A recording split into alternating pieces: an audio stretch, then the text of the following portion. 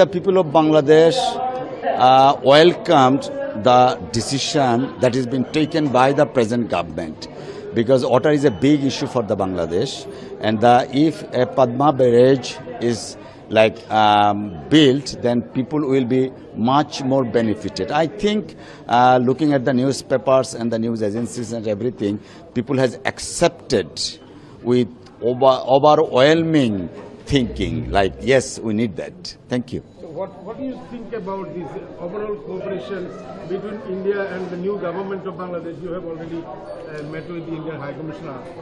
Of course, yes, of course, both of them are practicing parliamentary form of government, and Bangladesh